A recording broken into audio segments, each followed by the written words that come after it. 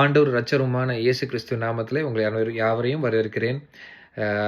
இன்றைய தினம் நான் ஆண்டவருக்காண்டி நான் ஜெபித்திருக்கும்போது, ஃபாஸ்டிங் இருந்து ஜெபம் பண்ணும்போது, எனக்கு திருப்பி திருப்பி பேசப்பட்ட ஒரே வசனம், நமக்கு நம்ம தமிழ் திருச்சபைக்கு கொடுக்கப்பட்ட அந்த வசனம்.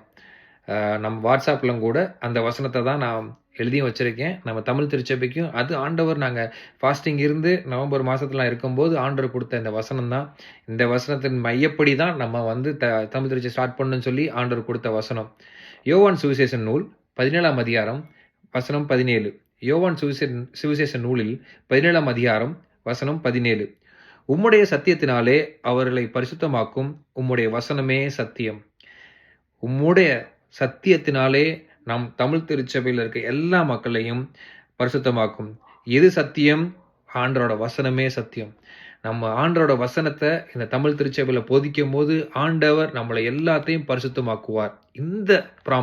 இந்த ஒரு ப்ராமிஸ் நம்ம தமிழ் திருச்சபை கொடுக்கப்பட்டிருக்கு. நாம் ஒவ்வொரு வேத வசனத்தை ஆழமாய் புரிந்து கொள்ளும் போது அதை நம்ம ஆண்டவர் வந்து தெளிவாய்ப்படுத்தி புரிய வச்சு, அது மட்டுமல்ல நம்மை பரிசுத்தமாக்குவார். இதுதான் நமக்கு ஒரு பெரிய இது. ஒரு சின்ன உதாரணம் சொல்கிறேனே. நான் இன்னைக்கு ஜெபிக்கும் போது, ஆண்டவரே உம்மை பற்றி நான் புதிதாக கற்றுக்கொள்ளணும், உம்மை பற்றி நான் ஒவ்வொரு நாளும் நான் புதுசாக உங்களை பற்றி வேத வசனத்து மூலமாய் நான் அறிந்து கொள்ளணும் அப்படின்னு சொல்லி நான் தியானிக்கும் போது எனக்கு பேசப்பட்ட ஒரு வசனம். அதை நான் வந்து உங்களுக்கு குயிக்காக ஷேர் பண்ணுறேன். யாருமே ஒரு 3 மணி நேரம் படத்துக்கு கடைசி 10 நிமிஷம் போய் உட்கார மாட்டோம். 20 நிமிஷம் போய் உட்காந்து பார்க்க மாட்டோம்.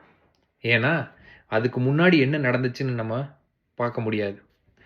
அதே மாதிரி தான் வேத வசனமும். நம்ம வந்து வசனத்தை வெறும் புதிய ஏற்பாடு புஸ்தகத்தில் இருந்து மட்டும் ஆரம்பித்தோம் அப்படின்னா நமக்கு வசனத்தோட முழுமையை அறியாமல் போயிடுவோம். அதனால தான் பழைய ஏற்பாடும் புதிய ஏற்பாடும் ரொம்ப முக்கியம். பழைய ஏற்பாடு படித்தால்தான் நம்ம புதிய ஏற்பாடை புரிந்து கொள்ள முடியும். ஸோ இது நம்ம முழுமையாக படித்து வேத வசனங்கள், அதனால தான் பழைய ஏற்பாடு கொடுக்கப்பட்டிருக்கு, புதிய ஏற்பாடு கொடுக்கப்பட்டிருக்கு. அதனால் நம்ம நிறைய பேர் வந்து பழைய ஏற்பாடை மட்டும் ஃபோக்கஸே பண்ண மாட்டாங்க, புதிய ஏற்பாடு மட்டும்தான் அதிகமாக படிப்பாங்க.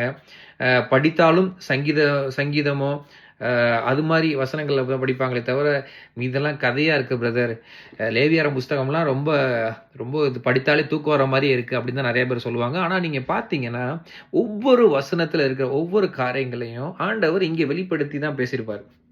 அதற்கு உதாரணமாக ஒரு வசனம் நான் சொல்கிறேன். ஒரு காரியம் நீங்கள் எல்லாரும் கேள்விப்பட்டிருப்பீங்க. லூக்கன் சுவிசேஷன் உள்ள கெட்டகுமாரன் கதை. அது தலைப்பே தவறான தலைப்பு தான். அது கெட்ட குமாரன்னு சொல்ல முடியாது. அது ப்ராடிகல் சன்னு சொல்லுவோம் நம்ம ஆங்கிலத்தில். இங்கே தமிழில் வந்து கெட்ட குமாரன்னு சொல்லியிருப்பாங்க. நீங்கள் அதை பார்த்தீங்க அப்படின்னா இதையும் பழைய ஏற்பாடில் நடந்த ஒரு காரியமும் நீங்கள் ஒப்பிட்டு பார்க்கலாம்.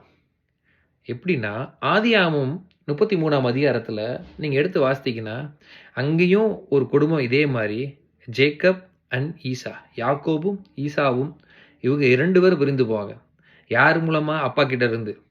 இதை நீங்கள் அப்படியே கம்பேர் பண்ணலாம். நீங்கள் புதிய ஏற்பாடில் ப்ராடிகல் சன்னில் கதையையும் சேர்த்து அங்கே பார்த்தீங்க அப்படின்னா எப்படி இளைய மகன் தான் வெளியே போவான் சொத்து கேட்டு, இங்கேயும் அதே பார்த்தீங்கன்னா இளைய மகன் தான் வெளியே போவான். நீங்கள் அப்படியே பேரலைஸ் பண்ணலாம். அந்த பழைய ஏற்பாடு காலத்தில் நடந்த விஷயத்தை, ஒரு இன்சிடெண்ட்டை எடுத்து தான் ஆண்டவர் இங்கே ஒரு பேரபிளாக இந்த புதிய ஏற்பாடில் சொல்லி கொடுக்குறாரு. ஸோ ஹவு பேரலாக இருக்குது. நீங்கள் பார்த்தீங்கன்னா அந்த கதையை நீங்கள் ஒப்பிட்டே பார்க்கலாம். பேரலாக 2 மகன், அவங்களுக்கு 2 மகன், இவங்களுக்கு 2 மகன் இருப்பாங்க. அதில் இளைய மகன், இங்கே இளைய மகன் இருப்பாங்க. கடைசியில் ஜெனிசிஸ் ஆதியாகமம் புஸ்தகம் 33ஆம் வசனத்தில் பார்த்தீங்கன்னா 2 பேர் ஒன்று சேர மாதிரி இருக்கும். எல்லாமே பார்த்தீங்கன்னா அதே மாதிரி ஈசா வந்து அவனை மன்னிக்கிறதுக்கு ஓடி போவான்னு இருக்கும். எப்படி பிதாகுமாரன் ஓடினார் அதே மாதிரி. ஸோ நீங்கள் எல்லாமே ஒப்பிட்டு பார்க்கலாம். ஸோ முழுமையாக நாங்கள் வேத வசனத்தை நம்ம புரிந்து கொள்ளணும்னா எல்லா வசனங்களும், எல்லா அதிகாரங்களும், எல்லா புக்கும் ரொம்ப அவசியம் நான் படிக்கிறது. ஸோ இந்த 24 நாள் நம்ம ஃபாஸ்டிங் இருந்து ஜெபம் பண்ணுவோம். ஒவ்வொரு நாளும் ஆண்டவரை பற்றி புதுசாக தெரிஞ்சுக்குவோம். நான் இன்னைக்கு நான் கற்றுக்கிட்ட ஒரு விஷயத்தை தான் நான் உங்களுக்கு ஷேர் பண்ணுறேன். ஸோ நம்ம வேதத்தில் மூலம் படிக்கும்போது வேதத்தில் இவ்வளோ ரகசியங்கள் இருக்கா? ஆண்டவரை பற்றி இவ்வளோ மகிமையாக இருக்கா? ஆண்டவர் எவ்வளோ எளிதாக நம்ம புரிஞ்சு கொள்கிற மாதிரி விஷயங்கள் எழுதியிருக்காரு அப்படின்னு நம்ம பார்க்குறோம். ஸோ இது மாதிரி நீங்களும் படிக்கும்போது உங்கள் வேத படிப்புலையும் நீங்கள் பர்சனலாக படிக்கும்போதோ இல்லை சர்ச்சை சபையில் உட்காந்துருக்கும் போது ஆண்டவர் உங்களோட பேசுவாருன்னு நான் ஜெபம் பண்ணுறோம். நாம் யாரும் கண்ணில் மூடி ஜெபம் பண்ணுவோம்.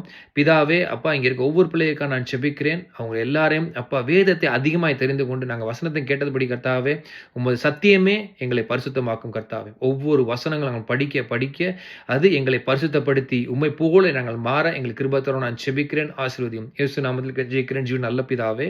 ஆமென்.